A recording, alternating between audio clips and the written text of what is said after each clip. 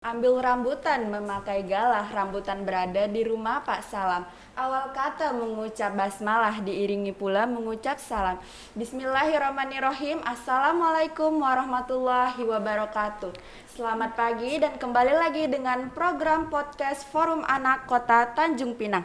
Wah, senang sekali ya teman-teman bisa kembali lagi di program podcast kali ini yang tentunya akan memberikan teman-teman semua edukasi serta informasi yang layak anak. Sebelumnya, perkenalkan nama saya Azani Putri Siregar sebagai moderator yang akan menemani teman-teman semua dalam waktu kurang lebih 1 jam ke depan. Oh ya teman-teman, pada hari ini saya tidak sendiri loh. Saya ditemani dengan narasumber-narasumber yang hebat dan terpercaya dan pastinya telah siap memberikan teman-teman semua informasi khusus pada hari ini. Sebelum itu kita sapa dulu kali ya narasumber-narasumber kita pada hari ini. Yang pertama ada Ibu Delvi Atriani selaku Kepala Puskesmas Tanjung Pinang. Halo Ibu, apa kabar? Halo, apa kabar adik-adik semua? Salam sehat. Oke, baik terima kasih. Sekarang kita sapa dulu ya ke narasumber kita yang kedua nih. Ada teman kita dari OSIS SMA Negeri 1 Tanjung Pinang yaitu Aura Di Cahyani. Halo Aura, apa kabar? Halo teman-teman semuanya, apa kabar? Alhamdulillah saya baik. Oke, nah teman-teman, kita sudah berkenalan nih dengan narasumber-narasumber kita yang kece pada hari ini. Mengingat kita sedang berada di masa pandemi COVID-19 dan telah ada arahan dari pemerintah untuk melakukan vaksinasi ya Bu.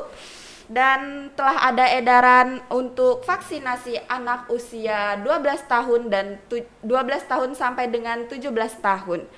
Oke, kira-kira bagaimana ya teman-teman prosedurnya? Nah, sesuai dengan pertanyaan saya tadi teman-teman, kita akan membahas bagaimana sih kelanjutan vaksinasi untuk usia anak 12 sampai 17 tahun.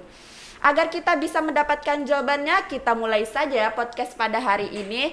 Nah, sebelum itu saya ingin bertanya nih kepada Ibu. Apakah Ibu siap untuk memberikan ilmu-ilmunya kepada teman-teman kita semua? Oke. Nah, Aura pastinya sudah siap dong memberikan pendapat-pendapat kepada teman-teman kita semua. Ya, insya Allah pasti oke dong. Oke. Baik, mungkin saya bakalan tanya ke Ibu dulu kali ya. Boleh ya, Bu? Iya. Oke. Baik. Hari ini kita membicarakan soal vaksinasi nih Bu, yang sebelumnya sudah dilaksanakan oleh orang dewasa. Ibu sendiri sudah melakukan vaksin? Sudah, tentu sudah.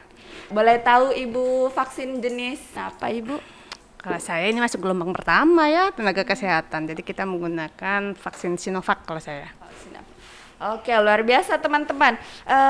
Dari pendapat Ibu nih, bagaimana pelaksanaan vaksinisasi untuk usia anak 12 sampai 17 tahun? Ya, pada prinsipnya ya kalau vaksin ini kan salah satu proses di tubuh kita untuk menimbulkan daya tahan tubuh. Jadi proses menimbulkan daya tahan tubuh itu ada 2 cara. Pertama secara aktif, yang kedua secara pasif. Secara aktif seperti apa? Nah, yang seperti kita lakukan saat ini. Adik-adik imunisasi dari bayi, balita, imunisasi anak sekolah, dan ini adalah imunisasi khusus karena terkait pandemi. Nah, jadi bagaimana vaksinasi? Mau tidak mau, suka tidak suka, kita harus meningkatkan imunitas. Jadi kita lakukanlah vaksinasi. Nah, kalau pemerolehan imunitas secara pasif bagaimana? Itu salah satunya adalah dengan cara donor. Jadi antibodinya yang diberikan. Kalau dengan vaksinasi kita memberikan antigennya. Nah, baik teman-teman, mau tidak mau, suka tidak suka kita harus vaksin ya Ibu untuk menjaga dari virus COVID-19. Ya, untuk meningkatkan imunitas kita semua. Oke. Bu, apakah vaksin ini sangat perlu dilakukan pada anak? Perlu, sangat perlu sekali. Karena apa? Kenapa sasarannya 12 tahun ke atas, belum menjadi sasaran anak balita? Karena bagaimanapun juga, namanya pandemi itu kan sudah kemana-mana. Artinya semua orang yang sudah mampu beraktivitas secara mandiri, maka dia potensial sebagai penular. Nah, kalau kita lihat siapa yang bisa mampu beraktivitas secara mandiri? Iya. Nah, rata-rata itu berusia remaja sudah mampu beraktivitas secara mandiri, sudah bisa naik kendaraan dari lokasi A ke lokasi B, ya benar nggak? Iya, betul, Bu. Nah, sudah bisa secara mandiri ngumpulin teman-teman seperti ini, acara Iya. podcast ini kan secara mandiri. Nah, artinya apa? Mereka adalah orang-orang yang potensial untuk sebagai sumber penular. Makanya kita lakukan usaha pencegahan sebagaimana tujuan dari vaksinasi itu sendiri. Vaksinasi itu kan tujuannya mencegah terjadinya kesakitan, menurunkan angka kematian. Kemudian apa? Meningkatkan daya tahan tubuh baik secara personal maupun secara komunitas. Itu yang kita sebut dengan herd immunity. Nah, jadi kalau ditanya perlu nggak? Ya perlu. Kita sama-sama pengen sehat, sama-sama pengen bisa beraktivitas seperti semula. Benar ya? Benar. Nah, Oke teman-teman, ternyata vaksin untuk usia anak ini sangat perlu ya Bu. Ya. Karena dengan vaksin ini kita bisa menambah imun di tubuh kita agar tidak terlalu gampang terkena virus COVID-19 ini. Ya. Oke, baik Ibu, kita geser dulu ke Aura ya Ibu. Halo Aura, apa kabar hari ini? Halo, alhamdulillah baik. Oke Aura, nah kita kan sedang di masa pandemi COVID-19 nih dan Aura sendiri sebagai anak dan pelajar ya. Betul. Kita belajarnya secara daring nih, gimana nih Aura belajar daringnya? Ya, kalau untuk sekarang karena kita lagi proses adaptasi ya dengan keadaan yang baru. Tentunya awal-awal itu gak kebiasa nih, wah daring ternyata. Nggak bisa jumpa kawan-kawan, juga awal-awal kesulitan mahamin materi. Ternyata kan kita belajar nggak dari satu sumber aja nih, bisa dari guru, ataupun YouTube, dan lainnya. Lama-kelamaan, bulan demi bulan kan, lama-lama terbiasa akhirnya. Kita bisa juga karena kita terbiasa kan. Iya. Ya, seperti itu sih. Oke, Aura, tadi kita udah mendengar pandangan dari Ibu Dr. Delvi selaku orang dewasa nih. Sebagai Aura sendiri, sebagai anak dan juga pelajar terkait program pemerintah itu gimana sih tentang vaksinasi pada anak? Untuk program pemerintah tentang vaksinasi nih, kalau berbicara tentang program pemerintah, saya sendiri sebagai pelajar, juga masyarakat Indonesia nih, mendukung program tersebut. Karena yang kita tahu, program pemerintah itu sudah pasti untuk melindungi masyarakatnya, terkhususnya kami pelajar. Nah, seperti yang kita tahu nih kan, awalnya dikatakan bahwa resiko penularan COVID-19 terhadap anak itu cenderung rendah, gejalanya ringan, kemudian juga fatality-nya lebih rendah dibanding dengan orang dewasa. Nyatanya, sekarang yang kita tahu nih, oh ternyata kasus COVID-19 pada anak itu tinggi ya. Makanya itu saya semakin mendukung adanya vaksinasi pada anak. Oke teman-teman, luar biasa sekali ya teman-teman.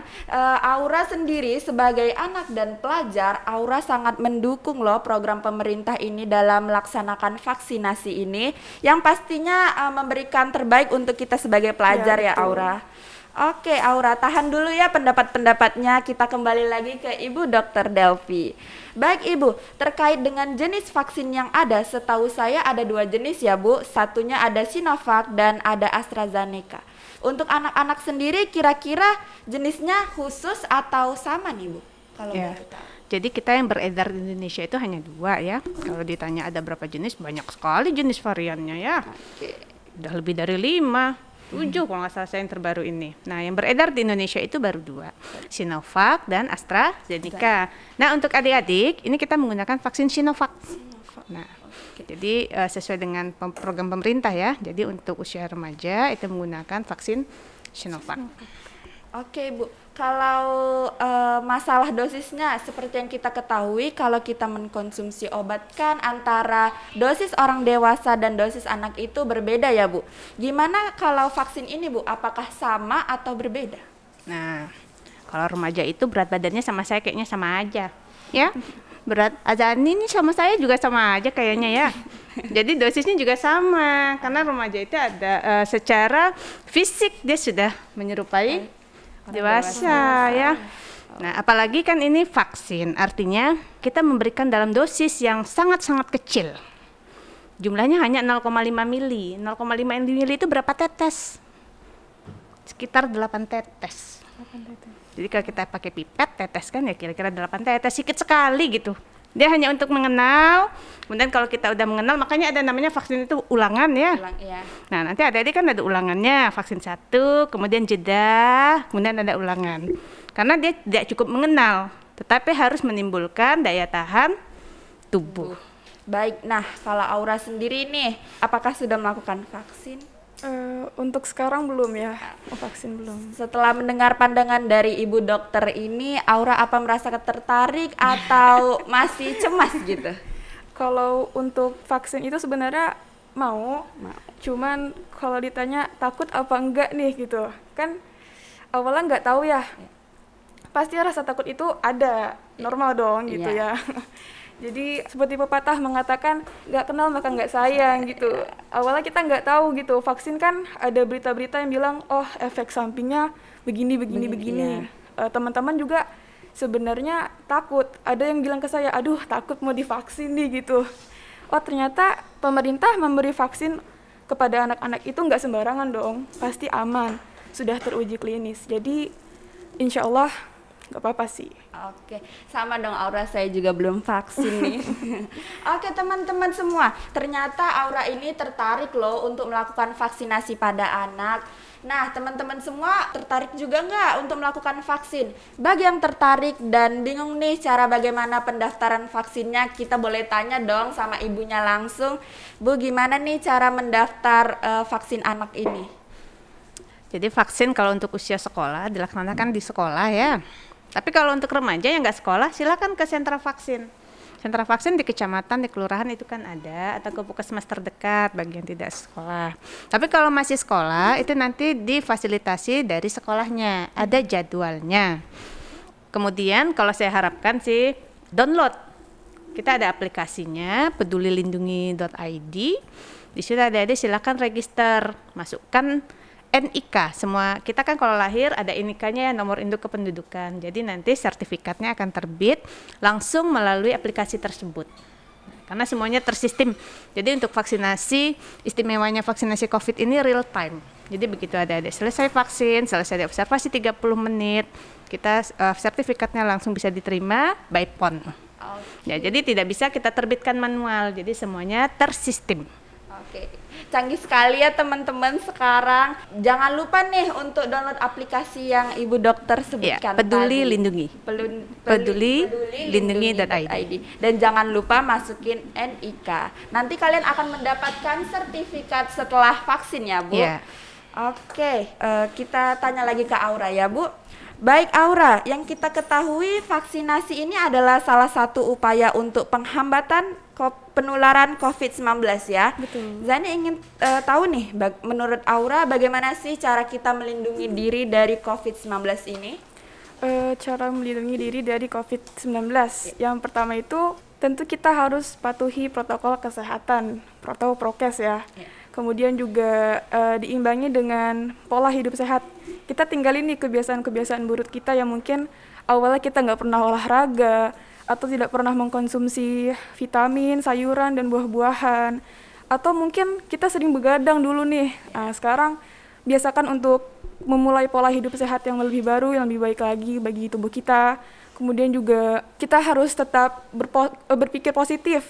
Nggak boleh mikir panik, aduh ada corona nih gitu-gitu, nggak boleh. Oke, stay positif Ya, ya Aura. betul. Oke teman-teman, seperti yang Aura katakan tadi, kita harus menjaga protokol kesehatannya, pola hidup sehat, dan selalu berpikiran positif ya Aura. Oke, menurut Ibu sendiri, bagaimana cara kita melindungi dari penularan COVID-19 ini? Nah, sebenarnya yang dibilang sama Aura itu udah benar semua ya Aura ya. Nah, perlu kita ketahui dulu sebelum bagaimana cara mencegah, kita harus tahu dulu bagaimana cara penularannya. Nah, penularan COVID ini adalah melalui udara, nafas, melalui droplet. Makanya kita disarankan menggunakan masker. Masker itu kita bernafas kan bisa dari dua ya bagian, dari hidung dan mulut. Makanya penggunaan maskernya juga harus menutupi hidung dan mulut. Nah, kemudian dari mana lagi? Droplet ini kalau dia muncrat, dia akan bertebaran ke lingkungan. Benar ya? Makanya kita disuruh cuci tangan. Karena bisa saja kita terkontak dengan droplet orang yang terkonfirmasi. Jangan bukan cuma COVID, penyakit-penyakit yang disebabkan droplet ini cukup banyak, TBC ya, batuk pilek. Nah, makanya kalau batuk pilek satu orang di kelas, dalam 2 hari seruangan akan batuk pilek. Kenapa dia penularan? Droplet. Jadi kalau batuk pilek juga bukan hanya COVID saja, gunakan masker. Nah, kemudian apalagi? Menjaga jarak. Kenapa harus jaga jarak? Karena kalau kita droplet itu muncratnya bisa 1 meter, kalau bersin bisa 2 meter. Mungkin pernah nih kejadian ya teman-teman adik-adik ya, temannya bersin kemuncrat gini ya kan? Nah, karena begitulah droplet menular. Makanya kita harus jaga jarak. Nah, sekarang ditambah lagi menghindari kerumunan, mengurangi makan bersama, benar? Nah, karena apa? Namanya kerumunan pasti padat, rapat. Sedangkan kita harus jaga jarak supaya kita nggak kena droplet orang. Nah, kenapa nggak boleh makan bersama? Makan bersama itu juga karena jaraknya suka deket-deket, 1 meja bisa sampai 12 orang ya. Makanya kita cegah, kan kita nggak ada yang pengen sakit ya. Iya, betul, Nah, Ibu. jadi memang trennya sekarang sih bukan makan bareng, tapi cukup kita drive-thru. Oke. Nah, itu trennya sekarang harusnya. Oke teman-teman, kita sudah dengar nih tips-tips dari Ibu dokter kita langsung loh teman-teman, dari tenaga kesehatan ya Ibu. Oke, baik Bapak dan Ibu teman-teman sekalian, tak terasa ya kita sudah berada di penghujung podcast pada hari ini. Luar biasa sekali teman-teman narasumber-narasumber kita pada hari ini. Dan sebagai pertanyaan terakhir nih, Zani pengen nanya ke Aura dulu deh. Apa pesan Aura untuk teman-teman sebaik kita dalam melakukan vaksinasi? Pesan-pesan untuk teman-teman kita semua nih, sebagai generasi muda, terdidik dan terpelajar, jangan lupa untuk patuhi protokol kesehatan. Kemudian, laksanakan anjuran pemerintah guna untuk mencegah penularan virus corona. Gak ada penyesalan yang datanya awal ya. Iya, Pasti akhir. yang awal itu pendaftaran. Penyesalan itu di akhir. Jadi mencegah lebih baik daripada mengobati. Keep positif and jangan pernah berhenti untuk berkarya ya, karena adanya corona ini. Kemudian juga stay healthy. Oke, baik, terima kasih banyak Aura, sukses selalu ya buat Terima Aura. kasih. Dan terakhir sekali saya bertanya ke Ibu. Ibu, apa harapan Ibu untuk anak-anak yang turut andil dalam melaksanakan vaksinasi ini? Saya sangat mensupport ya. Nah, bagaimanapun juga kewajiban warga negara kita patuh kepada anjuran pemerintah satu. Nah, kewajiban kita kepada Tuhan, kita janganlah sebagai faktor pemberi penyakit kepada orang. Benar ya? Benar. Jadi mari kita sama-sama melakukan usaha pencegahan. Cegah buat diri kita sendiri, cegah juga buat orang lain. Makanya ada slogan sehat dimulai dari saya. Nah, Oke teman-teman, sehat dimulai dari sekarang loh teman-teman. Oh ya teman-teman, sebelum podcast hari ini berakhir, apakah ada pertanyaan-pertanyaan? Kalau ada pertanyaan, silakan komentar di kolom live Instagram. Oke, izin ya Bapak Ibu serta teman-teman yang sedang menonton live dari Kelurahan Kota Tanjung Pinang. Ternyata ada satu pertanyaan nih dari teman-teman yang menonton lewat live Instagram. Dari ideal_, mau nanya dong, forum anak boleh MOU ke dinas terkait nggak? Rencana forum anak mau menukar anak-anak untuk divaksin. Jadi kerjasama nih Bu antara forum anak dan dinas terkait tentang vaksin. Oke, gimana nih Bu? boleh saja. Artinya kalau terkait MOU, nah nanti kan dipikirkan pokok pikiran MOU-nya apa, gitu ya. Boleh-boleh saja. Silakan nanti melalui dinas kesehatan ya. Oke teman-teman, berarti boleh ya teman-teman. Oke, teman-teman, telah berakhir podcast apakah masih ada? Oke, masih ada ya ternyata. Iya. Dari Always 22. Nah, pertanyaannya adalah apakah ada sanksi maupun hukuman yang didapatkan jika anak tidak melaksanakan vaksin? Nah, gimana itu Bu? Nah, kalau kita mengikuti peraturan pemerintah, bukan cuma anak ya, Orang dewasa. bukan dewasa, semua sasaran. Silakan di sana sasaran. Ada sanksi, ada. Pertama apa? Dia tidak akan mendapatkan pelayanan publik. Selama berapa? Selama sekurang-kurangnya 6 bulan. Jadi hak dia misalnya terkait pelayanan publik, misalnya pengurusan SIM, pengurusan paspor, itu tidak bisa karena itu menjadi syarat mutlak. Makanya adik-adik kalau perpanjangan paspor pasti ditanya vaksinasi karena ini bukan cuma di Indonesia, ini berlaku secara global di dunia. Kalau kita pengen umroh wajib vaksin. Jadi jangan berpikiran sempit, oh ini wajib nih dipaksa-paksa cuma di Indonesia. Oh tidak, coba dibaca lagi bukunya yang baik dan benar ya. Dibaca dari literatur yang benar, bahwa ini dilaksanakan di seluruh negara, di mana saja yang ada di dunia. Jadi selagi masih berada di bumi, maka program ini tetap berlaku.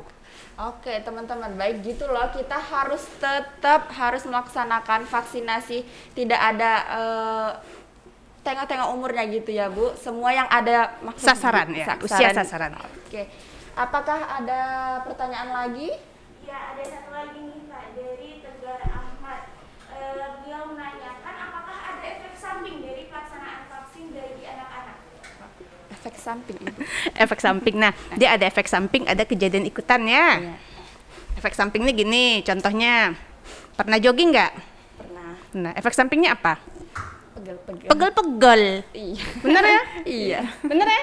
Ya itu efek samping. Nah, pernah naik motor? Pernah. Efek sampingnya apa? Kebas. Kebas, ya.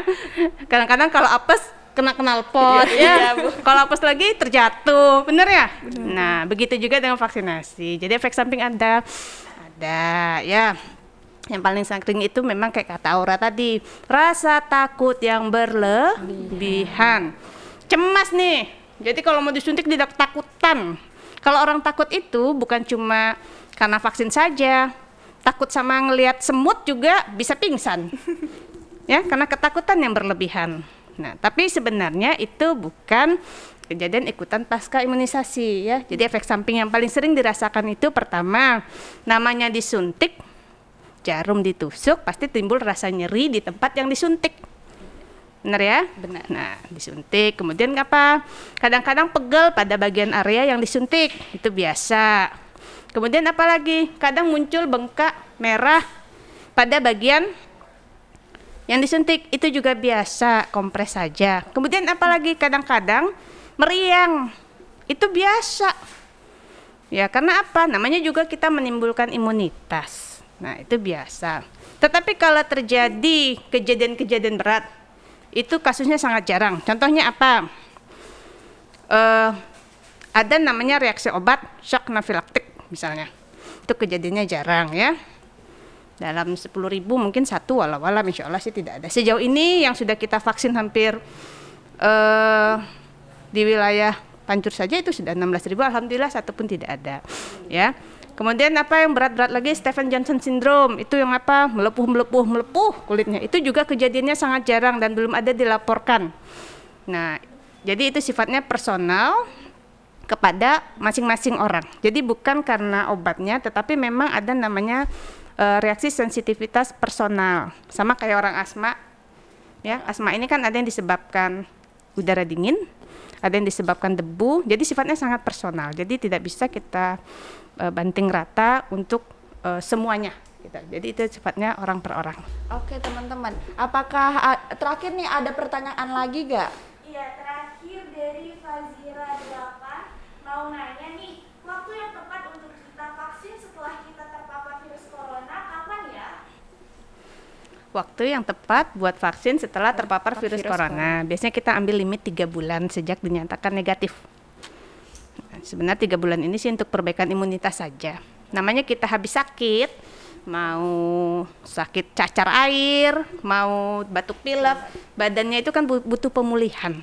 Nah, apalagi ini kita memasukkan vaksin, ini adalah vaksin aktif. Nah, nanti setelah vaksin aktif kan juga akan timbul proses pembentukan imunitas. Makanya kita tunggu dulu pasiennya pulih. Nah, nanti waktu ada mau divaksin itu nggak ucuk-ucuk langsung suntik, ada screening. Di screening dulu, diperiksa dulu kesehatannya, layak suntik apa tidak. Kalau tidak dia tunda. Bukan berarti tidak, tapi tunda ya, tunda sampai dia layak suntik. Oke teman-teman, wah Keren sekali ya teman-teman, narasumber-narasumber kita pada hari ini luar biasa sekali. Telah berakhir podcast kita pada hari ini, saya ucapkan terima kasih sebanyak-banyaknya kepada Ibu Delvi yang sudah sudi bergabung di program podcast kali ini, yang telah memberikan ilmu-ilmunya kepada teman-teman kita semua. Dan saya ucapkan terima kasih juga kepada Aura yang menyempatkan diri di tengah kesibukan Aura sebagai pelajar berprestasi di SMA Negeri 1 Tanjung Pinang. Terima kasih Aura. Untuk Bapak dan Ibu teman-teman semua, saya ucapkan terima kasih yang telah menonton podcast pada hari ini. Semoga apa yang disampaikan tadi dapat diterapkan dan menjadi inspirasi dalam kehidupan sehari-hari. Saya Azani Putri Siregar sebagai moderator pamit undur diri. Mohon maaf bila ada kesalahan kata selama saya ucapkan sebagai moderator pada podcast hari ini. Jangan lupa tetap pantengin media sosial Fakta mulai dari Instagram, YouTube, Facebook, dan juga TikTok di @fakta_tnj dan Forum Anak Kota Tanjung Pinang. Jangan lupa tetap jaga kesehatan dan mematuhi protokol kesehatan sesuai dengan anjuran pemerintah.